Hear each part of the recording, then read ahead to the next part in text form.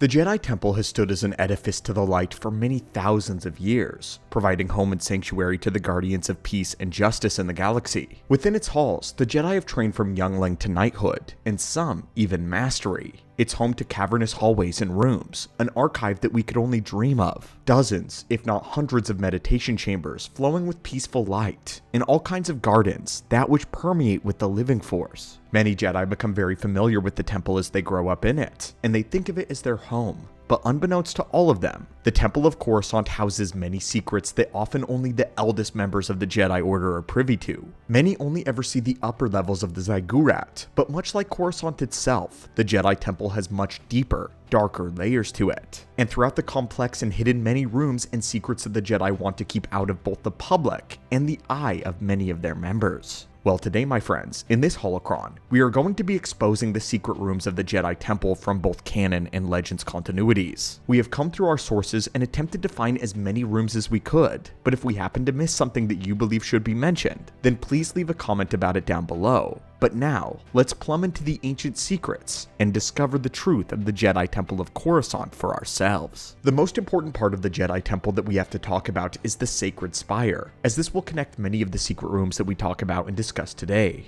The Sacred Spire is the peak of one of Coruscant's mountains, which has been considered sacred by the natives of the world due to its ancient past and deep history. The Sacred Spire has what is known as a light side nexus, and it was built around the summit that the Jedi Temple was first built by the Four Masters, the original founding members of the Temple of Coruscant. This is a consistent aspect of both the temple and both continuities. In fact, in both, the Sacred Spire runs up through the very heart of the Jedi Temple, and can be visited if one were to traverse the lower levels of it. And this is the first secret place that we want to mention, which is simply referred to as the original temple complex. Shortly after the Republic's victory during the Great Hyperspace War in Naga Sadow, the Jedi Order was granted to use the land surrounding the Sacred Mountain as a thank you from the Republic for their service against the Sith Empire. The Jedi originally only used that area to establish small meditative chapels within the mountain itself, but they didn't have a full structure or a temple. But as time passed, the Jedi Order would establish a training academy there first. This would be where we are introduced to the Four Masters. The Four Masters would begin to expand upon the temple on top and around these smaller chapels. As the city of Coruscant began to build upwards around them, so too did the Jedi build their temple.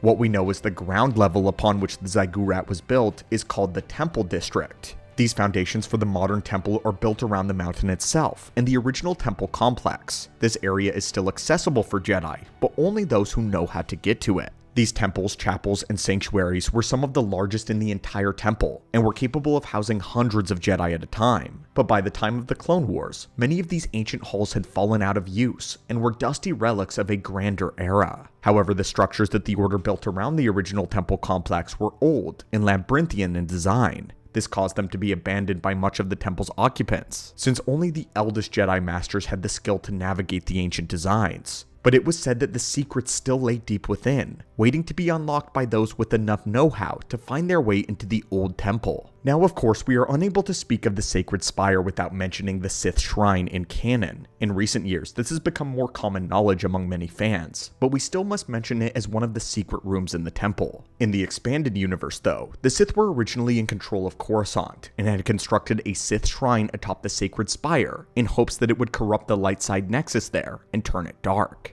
Eventually, the Sith succeeded, and it became a vergence of the dark side. But after the Jedi won the canon Great Sith War, the four Jedi Masters razed the Sith Shrine until it was little more than a crater. They then decided that the best way to cleanse the Nexus and return it to the light was to surround it with as many Jedi as possible. And so they constructed the Jedi Temple on top of it, believing that the presence of many light side wielders could purify the once dark Nexus. A very specific meditation chamber was in fact built as an access point to the Sith Shrine. However, only members of the Jedi Council and other archivists were permitted within, and could access any of its knowledge. It is said that the Jedi took darkside artifacts down deep within the Sith Shrine area in hopes of purifying them. Unfortunately though, they never did cleanse the Nexus of its darkside power, and it would be used by Darth Sidious to flood the Jedi Temple with darkside energies, and to cloud the sight of the Jedi during the Clone War, a huge sign of the Jedi Order's arrogance of this era.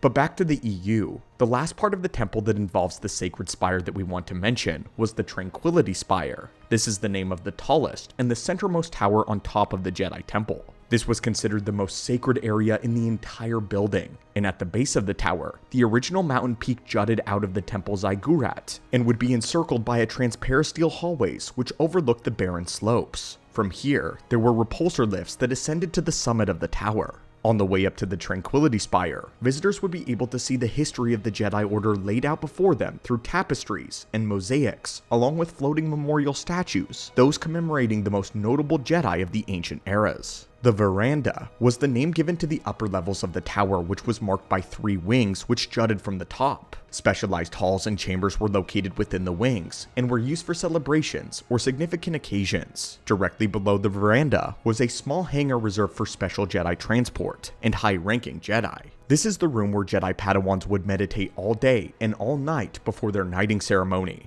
In the space directly above the veranda was the Hall of Knighthood. This was a dark chamber in which Padawans were knighted by the High Council, but the most reserved place of the entire Tranquility Spire is known as the Pinnacle. The temperature-controlled room held the oldest, the most sacred documents of the founding of the Jedi Order on Tython, the only documents of its kind to have survived the destruction of Ossus and the Great Library. During the Clone Wars, the Jedi High Council would often meet in the Pinnacle Room, hoping for more clarity by being in the most force-rich area in the entire temple. But sinking back into the lower levels of the temple, we have a room that the Jedi Order would definitely want you to forget about: the Sith Containment Center. It is no great secret that the Jedi has a detention center within its halls of its temple, but what most do not know is that there is a vast section of this prison specifically meant to house Force sensitives. It was a part of the old temple complex and had been built prior to the Great Sith War in around 4000 BBY. It was located in the southwest quarter of the temple, directly below the High Council chambers. There, rows upon rows of cells constructed out of lightsaber-resistant material such as cortosis, and were encased in a ray shield cover. Lit by a harsh orange light, the containment center was specifically designed to withstand the powers of the dark side, and so, Dark Jedi,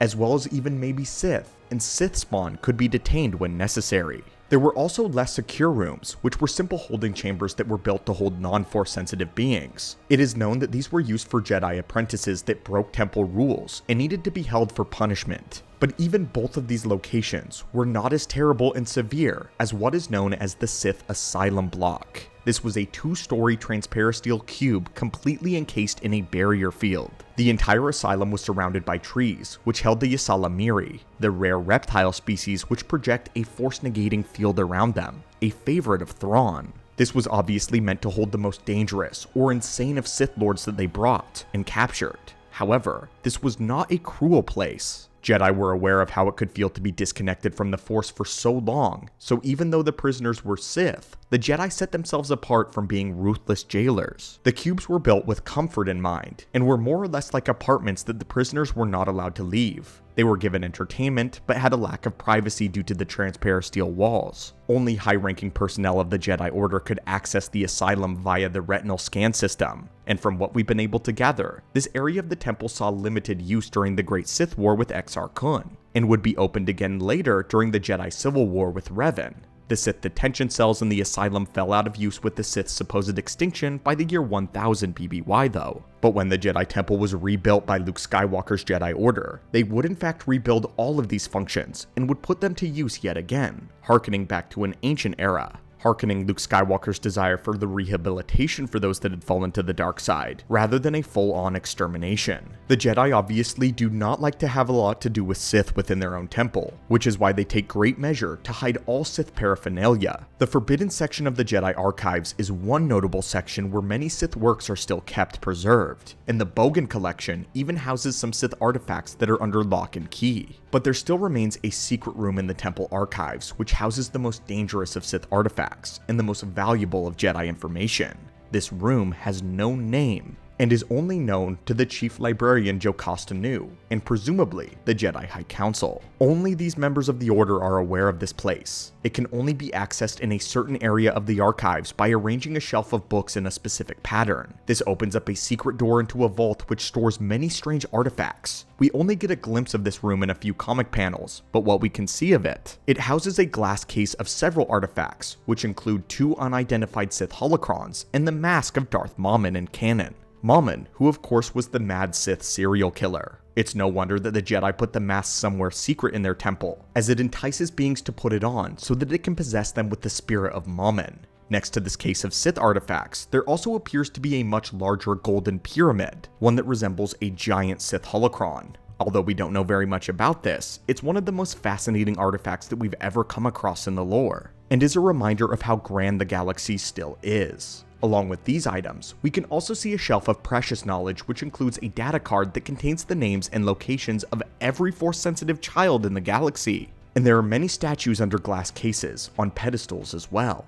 Most curiously, there is an all-black Delta 7 Jedi starfighter housed here as well. Of all things that are left tragically unexplained in canon, this room is perhaps the worst offender. Besides the Mask of Mammon, we have no information about any of these artifacts, or why they've been hidden away. In my own headcanon though, I would like to think that the Delta 7 ship is much like Darth Maul's scimitar, a vessel possessed by the energy of the dark side. And if I were to give a story to it, I would say that the Jedi Ace, or an engineer, delved too deeply into the archives, learned too much about Sith technology. His curiosity led him to design a starfighter stronger than all of the others, powered by the energy of the Force. This gave rise to the ship colored Midnight, which fully corrupted him to the dark side. Such a thing is possible. Jedi Master Sei Tin even confessed to being tempted when inspecting the scimitar after Darth Maul had apparently died. But anyway, it is purely of our own fiction and is yet to be revealed. But there is a clear reason why this ship is hidden away from the rest of the temple, and that secret likely passed with the Jedi Council.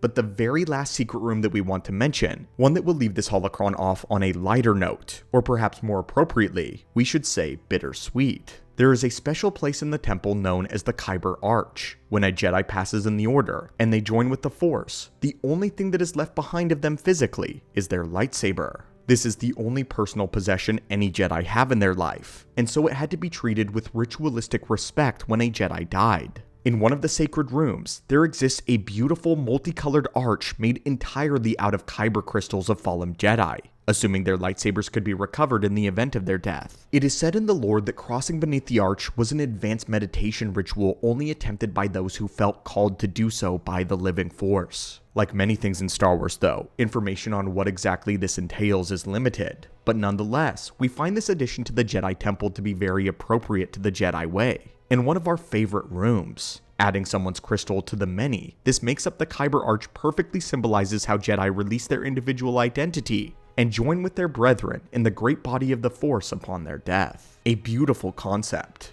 But anyway guys, these were the secret and the sacred rooms of the Jedi Temple. The Jedi Order keeps many secrets that are usually quite difficult to uncover. The Jedi have such a specific way of doing things that when we find something that breaks the norm, it's quite rewarding for us lore divers. But what do you think of these strange rooms, both dark and light? And if you were to live at the Jedi Temple of Coruscant, would you dedicate your time to becoming worthy enough to see any of these secret locations? And what do you wish we got more expanse on in the future? As always, my friends, students of the Force, thank you so much for joining us in today's holocron entry, and until next time, may the Force be with you.